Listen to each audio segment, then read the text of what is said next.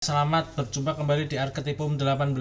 Pada pertemuan kali ini kita akan membahas mulai masuk di tema-tema atau judul di skripsi ya. Kita fokus di skripsi di sini.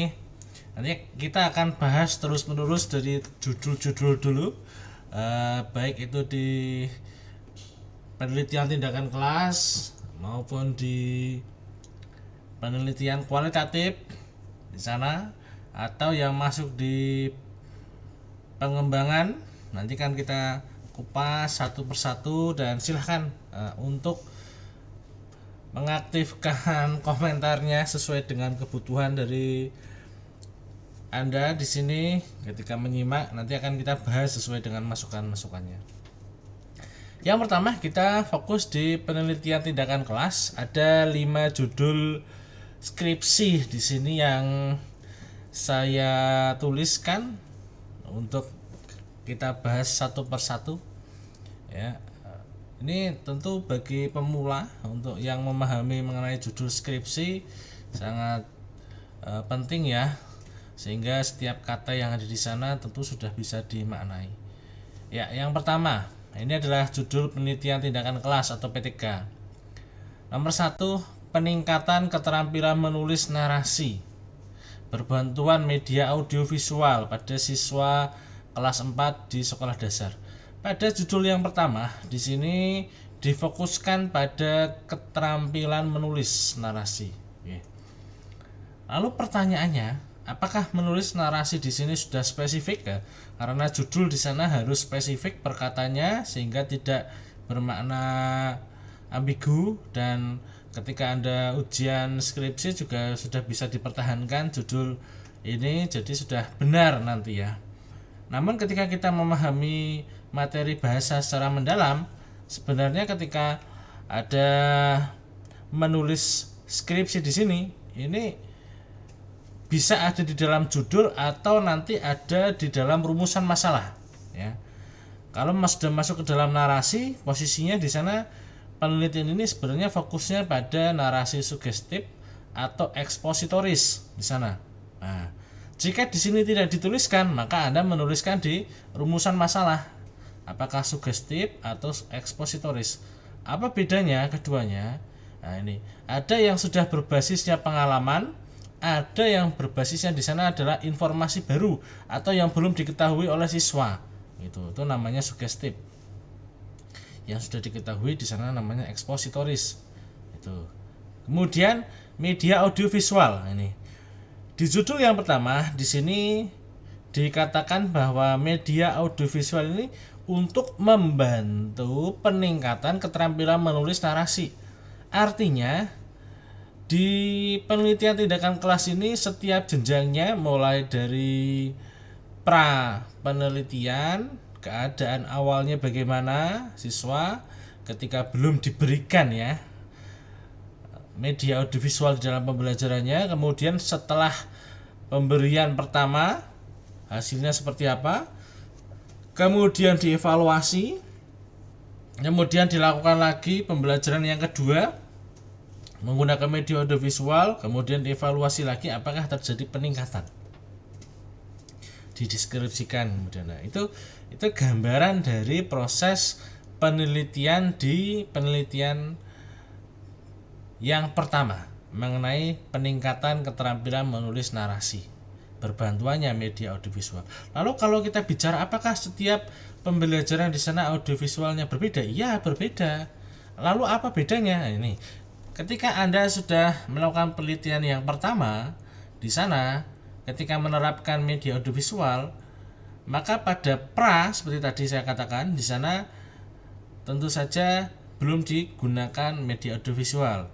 Kemudian pembelajaran pertama digunakan audiovisual. Audiovisual yang pertama tentunya yang sederhana yang bisa dipahami oleh siswa. Kemudian pembelajaran yang kedua di sana ditingkatkan lagi tingkat kesulitannya. Jadi media ini tentunya sudah diukur oleh peneliti. Yang pertama mudah dipahami, yang kedua agak sulit, atau yang ketiga di sana lebih sulit lagi. Nah, itu untuk mengkritisi terkait dengan proses menulis narasi. Jadi berbeda di sana isi dari audiovisual itu. Begitu.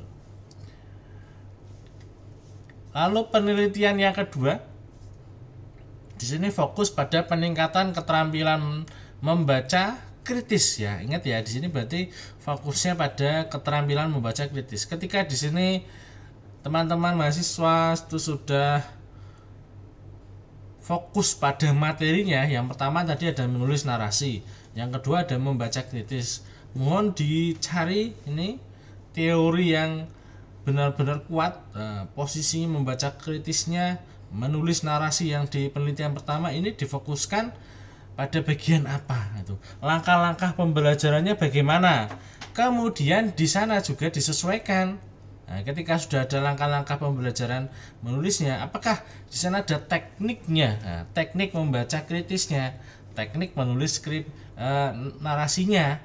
Kemudian ketika sudah fokus kepada materi tersebut, jangan lupa selalu ada penilaian keterampilan menulis narasi, penilaian keterampilan membaca kritis. Nah, di sini ada penilaiannya, ukurannya sudah ada, yang difokuskan di sana pada bagian apa. Nah, ini menjadi gambaran ketika teman-teman di sini fokus pada materi yang sudah digunakan untuk penelitian.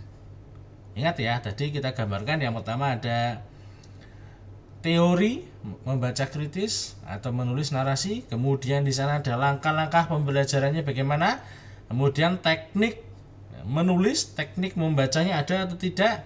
Yang keempat di sana adalah penilaian keterampilan menulis atau penilaian keterampilan membaca kritis itu seperti apa. Nah, itu harus ada ketika teman-teman di sini fokus pada penelitian pembelajaran khususnya mengenai materi bahasa Indonesia.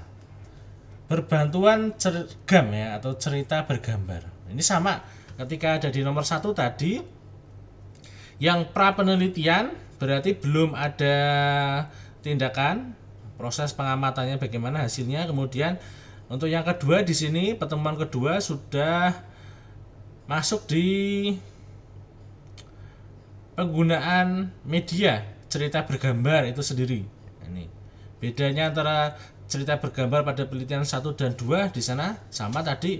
Yang pertama mudah dipahami, kemudian yang kedua di sana sudah ada tingkat kesukarannya agar terjadi peningkatan dari pemahaman penggunaan cerita bergambar ini untuk peningkatan keterampilan membaca kritis begitu.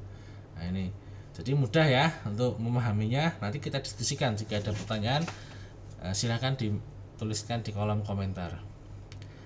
Nomor 3 di sini ada peningkatan hasil belajar pada tema 1. Ini belum saya kapitalkan semua ya.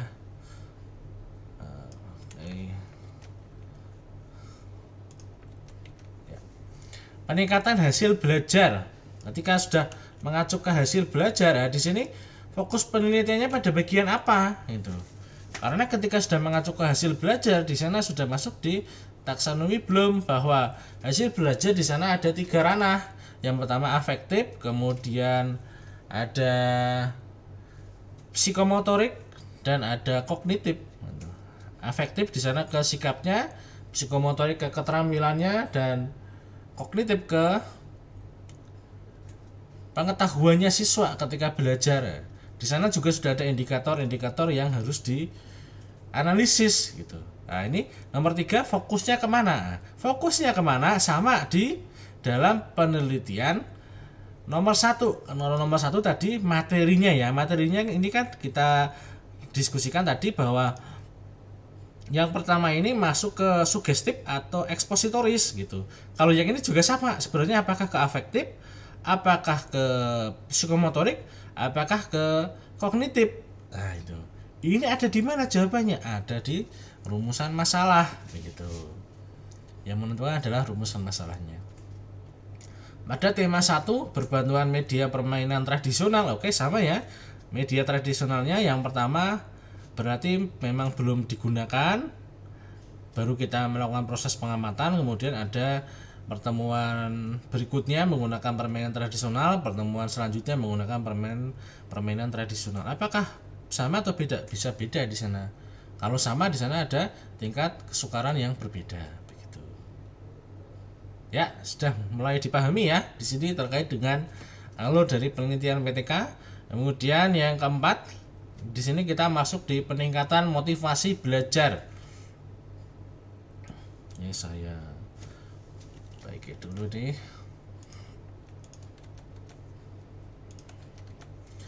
Peningkatan motivasi belajar pada pembelajaran daring ya. Ini fokusnya adalah pada pembelajaran daring di sana. Ternyata pada saat pembelajaran daring, motivasi belajar anak ditemukan di sana mengalami naik turun menyesuaikan dengan keadaan saat itu. Ini problematikanya ada di mana? Apakah ada di dalam diri siswa itu sendiri, atau di lingkungan, atau teman belajar, dia membutuhkan seperti apa? Ini digali. Bagaimana cara menggalinya? Ini kuncinya ada di mana? Ada di motivasi belajar di sini. Pada kata motivasi belajar ini perlu diuraikan secara detail indikatornya.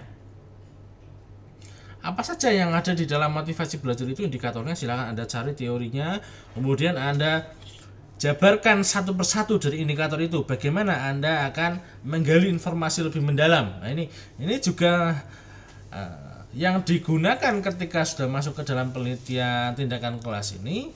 Apakah akan digali lagi faktor internal dan faktor eksternal yang melandasi motivasi belajar siswa atau tidak.